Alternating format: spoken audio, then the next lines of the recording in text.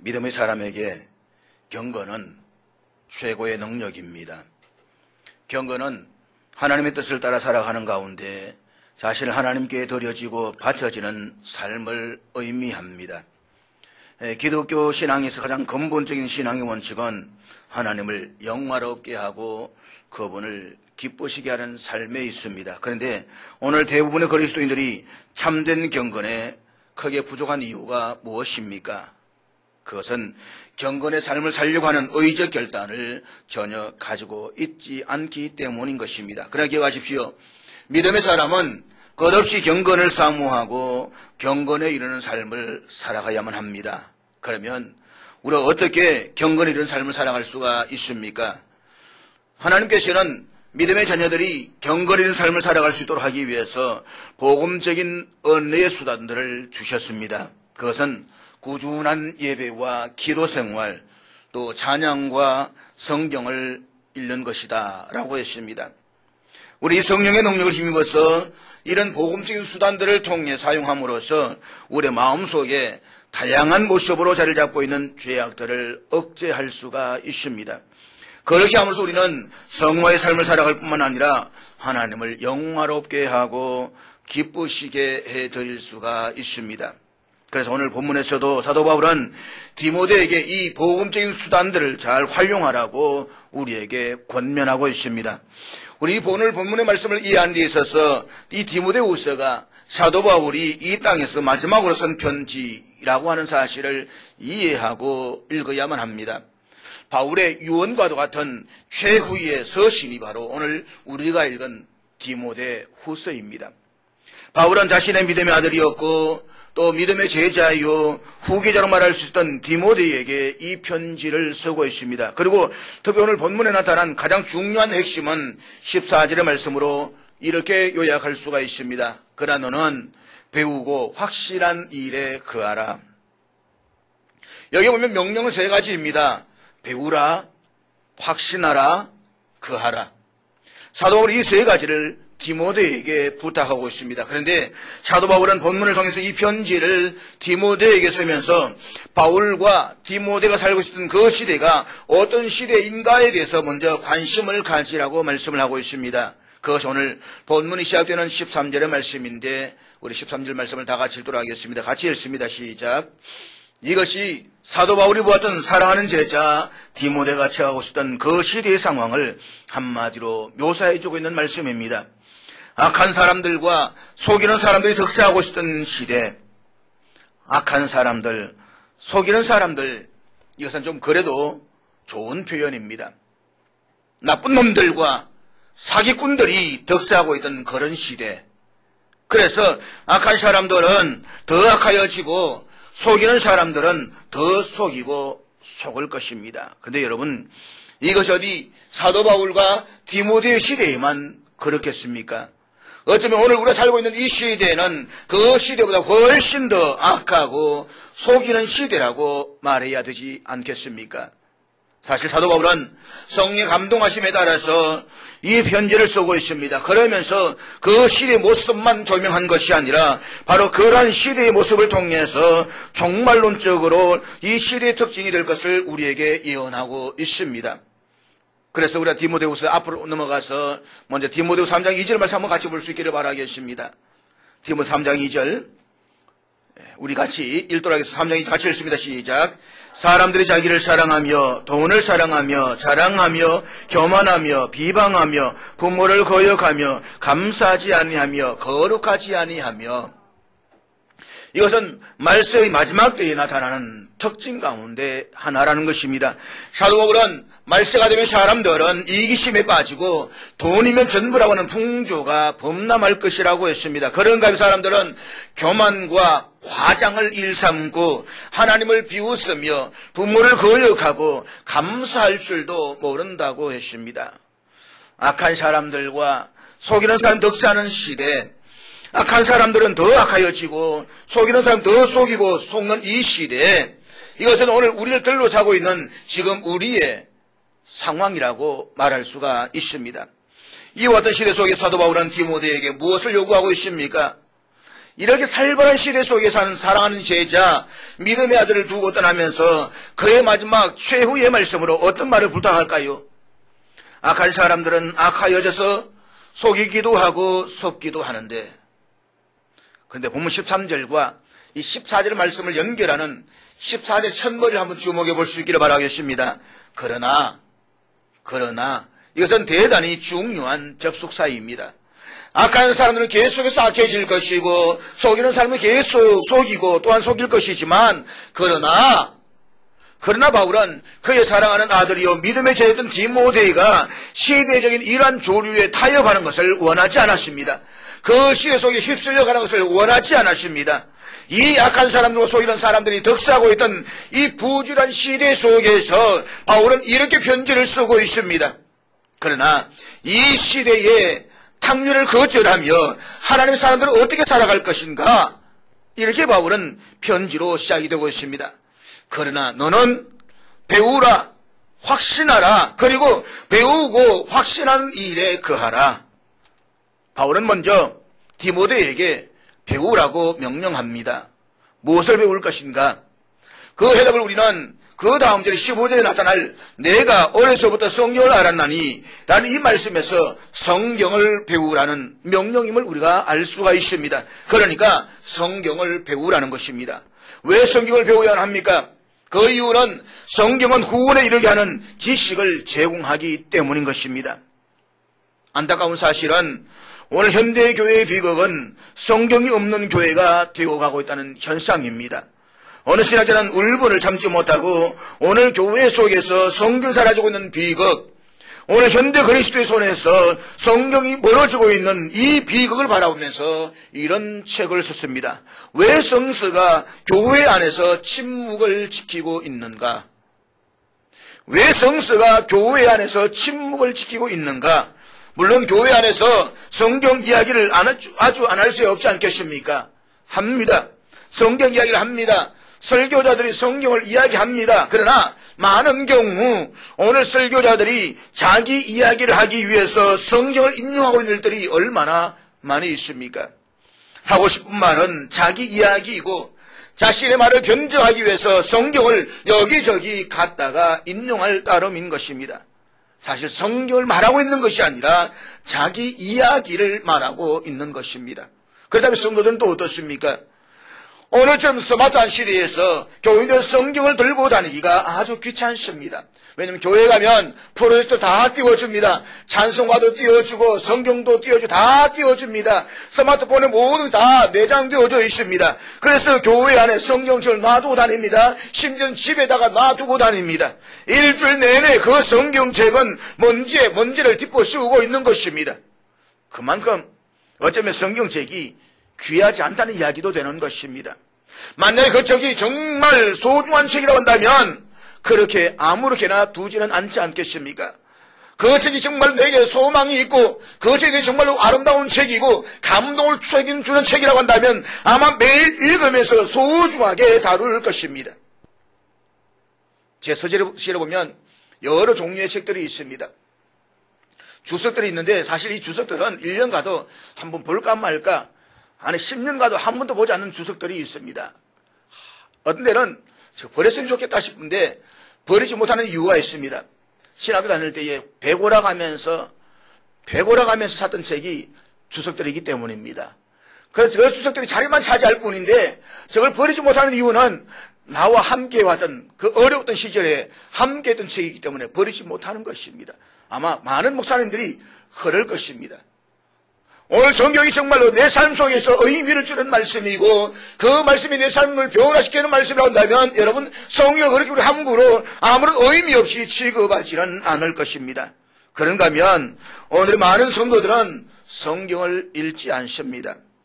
읽지 않을 뿐만 아니라 성경 공부를 하려고 하지도 않습니다. 솔직히 성경 공부 무용론을 주장하는 사람치고 혹은 나는 성경을 믿을 수 없다라고 부르시는 이 성경 불신론을 주장하는 사람치고 지금까지 성경을 제대로 한 번 공부한 사람은 없습니다.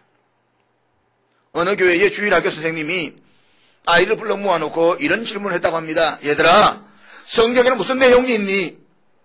그랬더니 어떤 꼬마 아이가 손을 번쩍 들면서 대답을 했습니다. 성경에는요, 우리 누나 애인 사진과 편지가 들어져 있어요.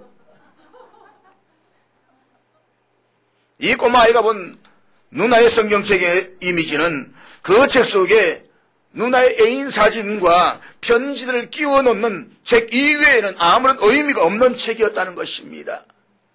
사랑하는 여러분, 오늘 여러분에게는 이 성경이 어떤 의미를 가진 책으로 다가오고 있습니까?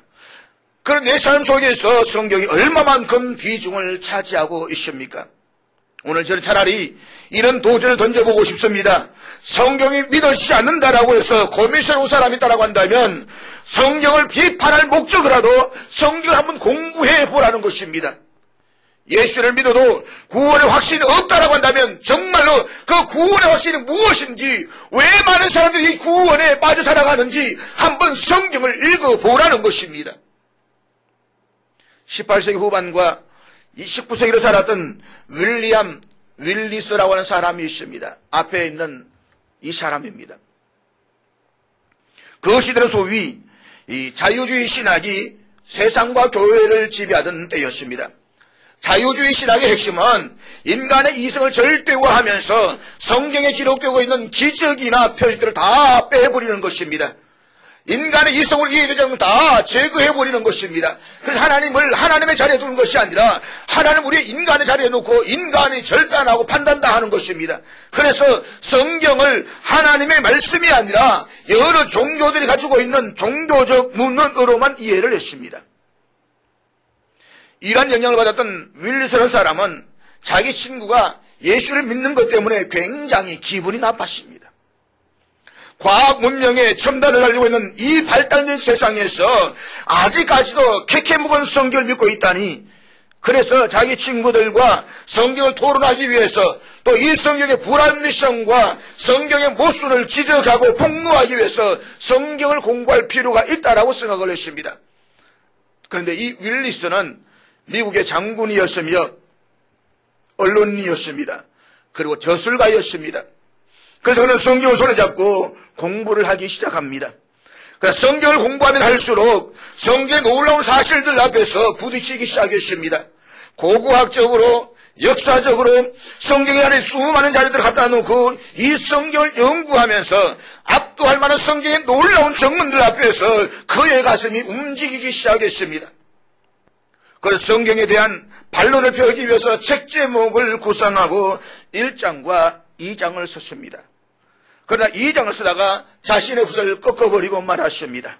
그리고 성경 속에서 발견했던 그 놀라운 예수 그리스도가 하나님이시며 구세주라는 사실, 이 움직일 수 없는 사실 앞에서 부딪히자 그는 예수 그리스도를 자신의 구주로 영접했습니다. 그는 자신이 구주로 영접했던 그리스도의 사랑에 빠지기 시작했습니다. 그리고 새롭게 발견한 예수 그리스도와 성경과의 이 충격을 소화하기 위해서 그는 책을 하나 써내려가기 시작합니다. 그 책이 소설로, 영화로 전 세계 많은 사람들에게 큰 감동을 불러일으켰습니다.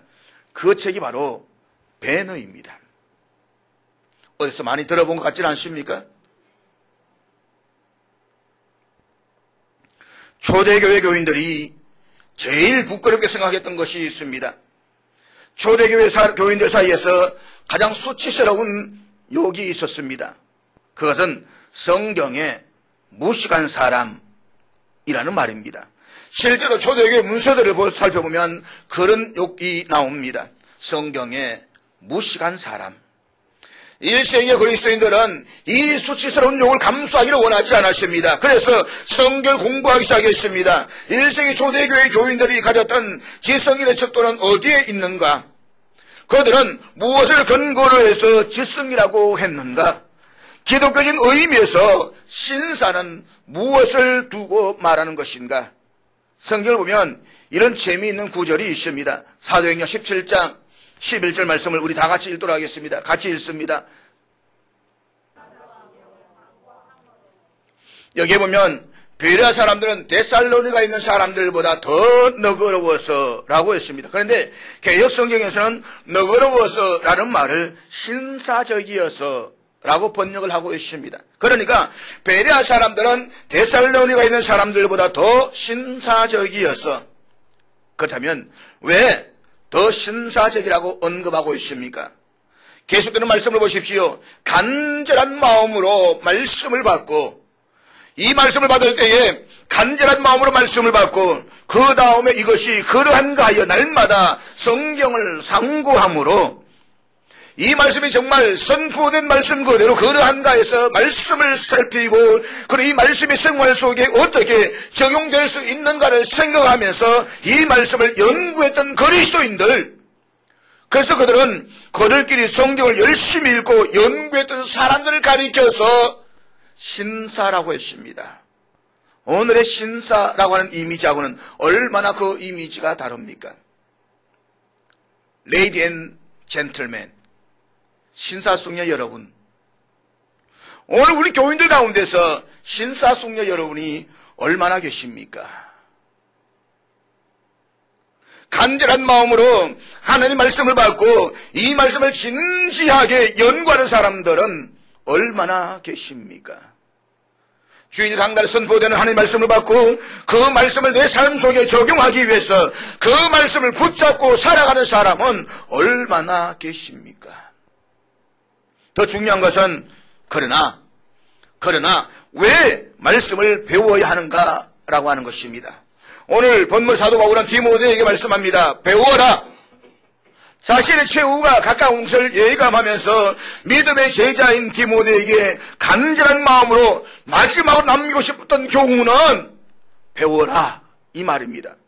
무엇을? 성경을. 오늘 본문은 이렇게 말씀합니다. 또 어려서부터 성경을 알았나니, 이 성경을 어려서부터 배우기 시작했는데 이 성경은 언제나 너로 하여금 그리스도 예수 안에 있는 믿음으로 말미암아 구원에 이르는 지혜가 있게 한다는 것입니다. 여기에서 중요한 단어는 구원이라는 단어입니다. 그렇습니다. 성경은 우리들에게 구원에 이르는 지혜를 제공합니다. 그렇다면 사랑하는 여러분, 우리가 왜 성경을 배워야만 합니까? 교양을 얻기 위해서입니까? 그리고 꼭 성경을 공부할 필요는 없을 것입니다. 종교적 직책을 얻기 위해서 성경을 공부하십니까? 그렇다면 성경 말고도 우리에게는 많은 종교적 경건 서적들이 있습니다. 단순한 철학적인 예지와 지혜를 얻기 위해서 공부하십니까? 그렇다면 그 밖에도 얼마나 많은 지혜와 상식을 제공하는 책들이 우리 주변에 널려져 있습니까? 사랑하는 여러분, 도덕을 위해서 성경을 읽는다면 이 성경 말고도 도덕에 관한 자료를 제공하는 책들은 허다하게 많이 있습니다. 그것이 이유라면 꼭 성경을 배워야 할 필요는 없는 것입니다. 성경이 아니라도 배울 수 있는 것이고 그러한 것은 아무 곳에서라도 얻을 수 있는 지식들이기 때문인 것입니다. 그러나 여러분, 성경이 아니면 절대로 해결할 수 없는 문제가 하나 있습니다. 그것은 구원의 문제입니다. 표면적으로 아니라 심각하게 연구하는 사람들이 성경을 접근하면서 느끼는 사실이 하나 있습니다. 그것은 이 성경책이 도덕책이 아니라고 하는 것입니다. 물론 성경은 도덕을 포함하고 있지만 도덕책은 아니라는 사실입니다. 성경은 철학을 포함하고 있지만 성경 단순한 설화책이 아니라는 사실을 발견하기 시작합니다. 성경을 더 심각하게 공부하면서 성경의 맥과 성경의 심장과 성경의 뿌리 안에 부딪히면서 그들은 비로소 이 성경이 이런 책이라는 사실을 발견하게 됩니다. 한마디로 말하면 성경은 인간을 구원하시려는 하나님의 역사적인 구원의 책입니다. 인간이 어떻게 구원을 얻을 수 있는가? 그래서 인간을 구원하시려는 하나님의 구원의 기록을, 계획을 기록하고 있는 책이 바로 성경입니다. 그래서 학자들은 이 성경책을 구원의 역사, 다시 말해 인간을 구원하시려는 하나님의 뜻이라고 말씀을 하고 있습니다. 예수님께서 요한복음 5장 39절에서 이렇게 말씀을 하십니다. 우리 요한복음 5장 39절 같이 읽겠습니다. 다 같이 읽습니다. 시작. 그러니까 영생을 얻기 위해서 성경을 읽어야 된다는 것입니다. 성경은 인간이 어떻게 구원을 얻을 수 있는가라는 문제와 인간을 구원할 수 있는 유일한 구원자이신 한 분, 예수 그리스도를 소개하고 있는 책입니다. 이것이 성경의 전부입니다. 어떻게 인간이 구원을 얻을 수가 있는가? 구원. 이 문제는 창세기에서 요한계시록까지 성경의 페이지마다 집중적으로 드러나고 있는 유일한 단일 주제입니다. 예수님께서 잉태되었을 때에 천사들은 이렇게 말합니다. 아들을 낳으리니 이름을 예수라 하라. 예수의 뜻이 무엇입니까? 이는 그가 자기 백성을 그들의 죄에서 구원할 자라는 말입니다. 여러분, 구원은 막연한 구원이 아닙니다. 이 구원은 우리의 죄로부터의 구원인 것입니다. 그러니까 구원을 얻기 위해서는 내 죄를 깨달아야만 합니다. 내가 얼마나 비참한 것인가를, 내 죄가 얼마나 심각한 것인가를 깨달아야만 합니다. 그래야 내가 구원을 얻을 수가 있는 것입니다. 그래서 성경은 이 구원의 문제와 함께 죄의 문제를 집중적으로 다루고 있습니다. 사랑하는 여러분, 인간의 근본적인 문제가 무엇입니까? 오늘 인간이 부딪히고 있는 근본적이며 실존적인 가장 중요한 문제는 구원의 문제입니다. 인간의 문제는 죄이고 그 해답은 구원입니다. 문제를 알 수 없으면 해답을 알 수가 없습니다. 그래서 성경은 죄의 문제를 심각하게 다루고 있습니다. 어떤 사람은 일주일을 살아가기도 피곤한데 교회에 나오니까 기분 나쁘게 죄의 문제만 덜 추워낸다 라고 말하는지도 모르겠습니다. 그러나 기억하십시오. 이 죄의 문제를 깨닫지 못하면 죄에서 나를 구원하시는 예수 그리스도가 주님이라는 사실을 깨닫지 못하면 구원의 문제는 해결되지 못합니다. 그래서 성경은 죄의 문제를 덜 추워냅니다. 우리 내면 깊은 곳에 감추어진 죄의 뿌리를 덜 추어내는 것입니다. 그래서 성경은 예수님께서 어떻게 우리를 죄에서 구원하시는 구주가 되시는가 라고 하는 이 구원의 문제를 집중적으로 다루고 있는 것입니다. 그러므로 사랑하는 여러분, 성경을 우리가 이렇게 말하면 안 됩니다. 성경은 나에게 도움이 되는 책입니다. 그 정도 가지고서는 아직도 성경을 잘못 읽은 것입니다. 이 성경이 나를 구원했습니다. 이 고백이 나올 때까지는 아직도 여러분은 성경의 신앙에 부딪히지 못하고 있는 것입니다. 성경이 나를 구원했습니다. 이 말씀이 나를 구원했습니다. 이 책의 메시지는 생명의 말씀입니다. 이 고백이 나올 수 없다면 아직도 여러분은 성경의 변두리를 배회하거나 방황하고 계시는 것입니다. 이 성경이 정말 나를 구원한 것이라고 한다면 이 메시지가 죄와 심판과 사망과 그리고 영원한 저주에서 나를 구원했다고 한다면 이 세상에서 이 성경책의 메시지보다 더 영광스럽고 더 소중한 놀라운 메시지는 없을 것입니다. 그래서 바울은 내가 이 성경의 중요한 메시지에 복음을 부끄러워하지 아니합니다. 이 복음은 모든 믿는 자에게 구원을 주시는 하나님의 능력이기 때문입니다. 라고 고백했던 것입니다.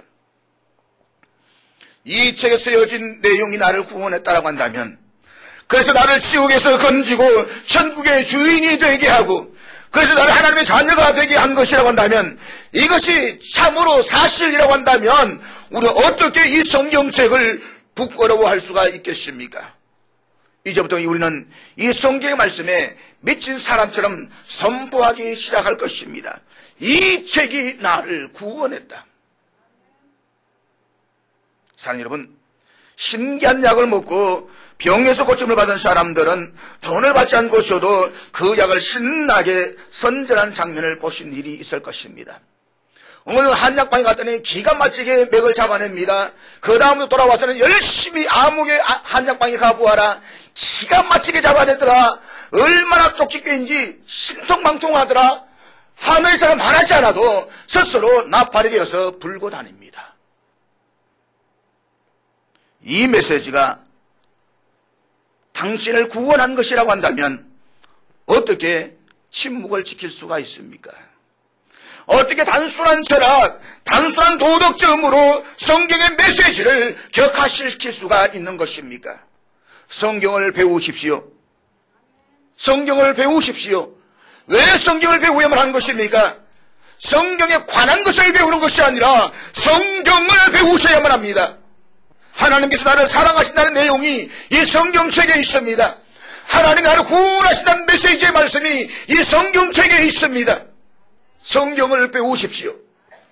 그럼 오늘 많은 사람들이 성경에 관한 것을 공부는 하지만 성경을 공부하지는 않습니다. 사랑하는 여러분, 왜 성경을 배워야 합니까?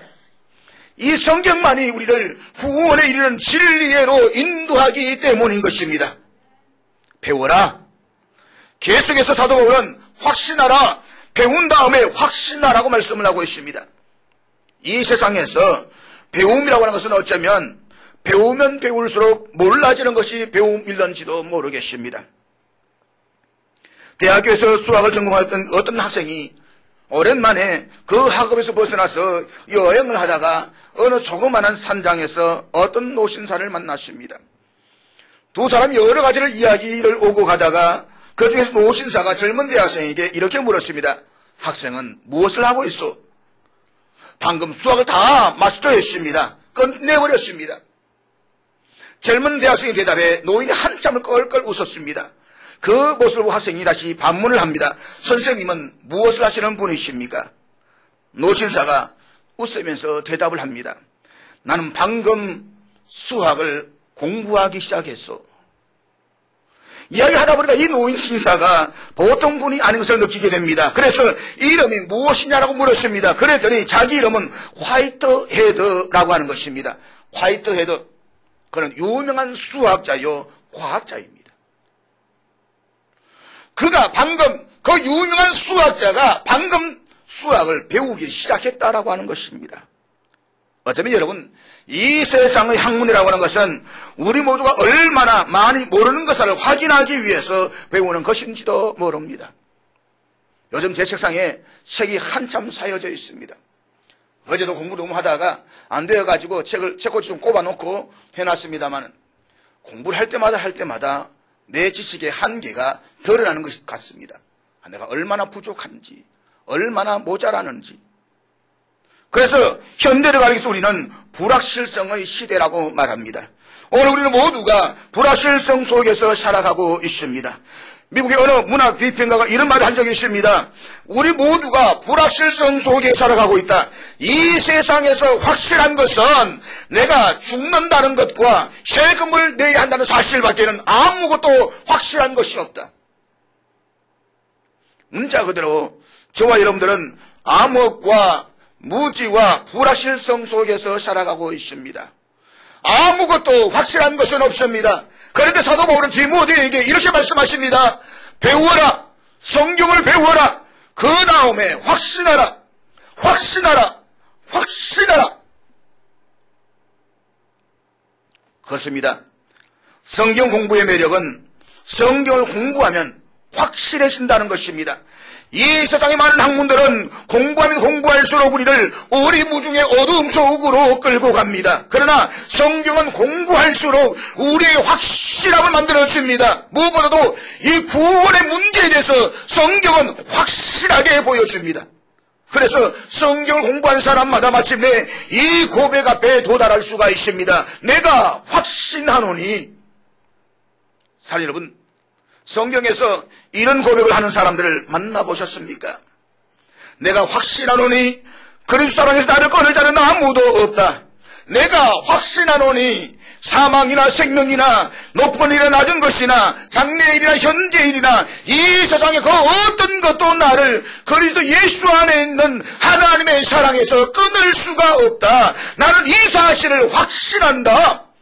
나는 주께서 나를 받아주실 줄로 안다. 확실한다라고 하는 것보다 안다라고 하는 것은 더 높은 차원의 고백입니다.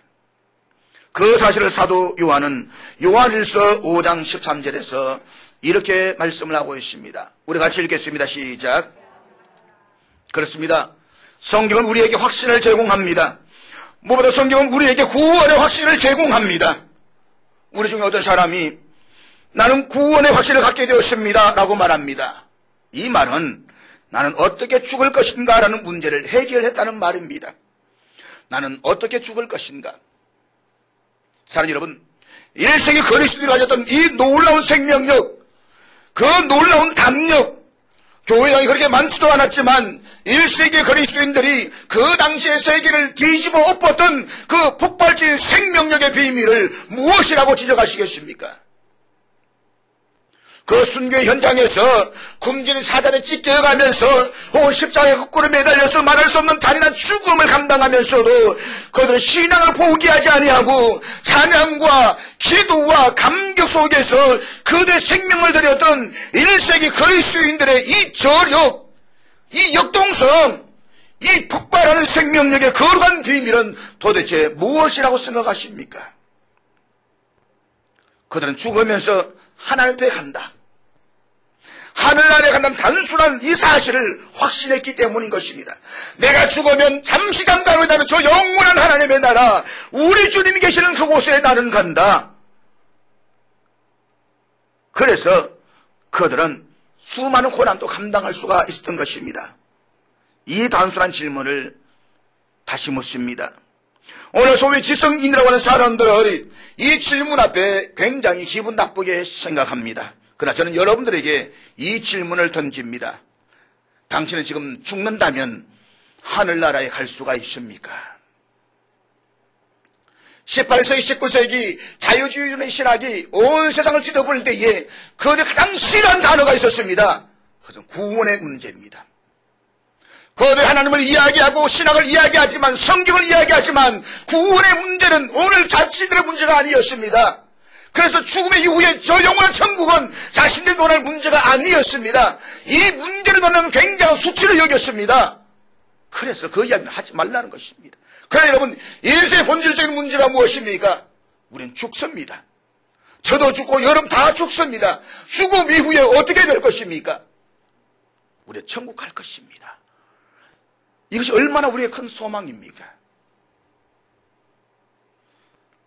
당신은 죽는다면 하늘나라에 갈 수 있습니까? 이 질문은 기독교 신앙의 가장 오래된 질문입니다. 이 문제에 대해서 확신합니다. 그러는 성경에서 이 사실을 확신합니다 라고 대답을 하는 사람을 가리켜서 우리는 구원의 확신을 가진 그리스도인이라고 이야기를 합니다. 1세기 그리스도인들의 그 놀라운 생명력은 바로 내가 지금 이 순간의 세상을 가면 하나님의 품에 안길 수 있다는 이 거룩한 확신을 가지고 있었습니다. 그렇기 때문에 그들로 하여금 겁없이 로마 제국과 로마 황제와 그리고 불신앙의 거대한 무신론의 세력을 향해서 그들의 생명을 던지면서 앞을 향해 담대하게 나아갈 수가 있었던 것입니다. 그렇습니다. 성경을 배우는 사람마다 구원의 확신을 갖게 됩니다. 그리스도만을 자신의 구원의 근거로 의지하게 되면 내가 하는 그 무엇이 아니라 오직 하나님의 은혜로 그리스도만을 의지하게 되면 그 순간부터 그들은 그리스도 앞에 미치기 시작합니다. 이 놀라우신 예수님, 이 영광스러운 예수님을 고백하고 예수님만을 자랑하기 시작합니다. 구원의 확신을 얻기 시작합니다. 하나님의 은혜로 구원을 받았기 때문에 내가 죽으면 하나님의 품에 안길 수 있다는 이 놀라운 사실을 발견합니다. 사랑하는 여러분, 저와 여러분도 이 사실을 성경을 통해서 발견하십시오. 성경을 배우고 읽음으로써 구원의 확신을 가지십시오. 그러면 성경이 내 삶을 영광스럽게 바꾸어 줄 것입니다. 그래서 내일부터 시작되는 말씀 간통 100일 통독에 함께 거룩한 마음을 가지고 참여해 주시기를 바랍니다. 바쁘신 분들은 오디오를 밴드에 올릴 것입니다. 혹시 밴드에 빠져있는 분들이 있다면 제게 말씀하시면 밴드로 초청해 드리겠습니다. 하루 전날에 다음날 읽을 성경의 내용을 오디오로 올려드릴 것입니다. 그러나 여러분, 오디오를 읽는 것보다 그건 바쁜 분들이고, 그렇지 않으면 아침 석 장, 점심 때 넉 장, 저녁 때 석 장을 읽으면 충분하게 우리는 성경을 읽을 수가 있는 것입니다. 그래서 한 사람도 나고 없자 없이 11월 3일까지 성경 통독회 우리 모두가 성공할 수 있기를 축복합니다. 그래서 이 기간 동안 기도 제목도 있습니다. 오늘 제가 나누어 드렸습니다. 거기에 한 장은 여러분 기도 제목을 써서 한 장은 여러분 갖고 계시고 한 장은 저에게 주십시오.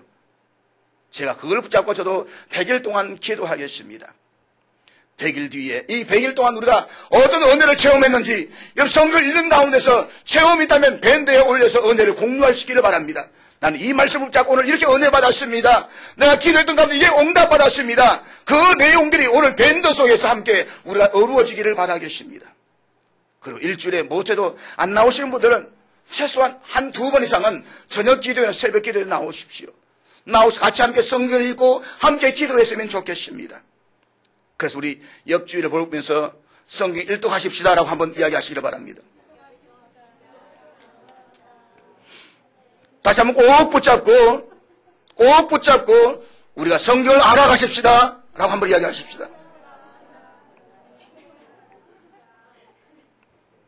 여러분, 내 죽음의 침상에서 내 마지막 최후의 문제까지 해결한 그런 말씀임을 내가 알기에 내 사랑하는 자녀들, 내가 가장 사랑하는 사람들에게 마지막 유언을 남기면서 우리는 성경을 배우라고 말할 수가 있어야만 합니다. 에이브라임 링컨 대통령이 마지막 어머니가 일찍 죽으면서 그 철없는 아들에게 남겨줬던 유일한 유산은 성경이었다는 것을 우리가 너무 잘 압니다.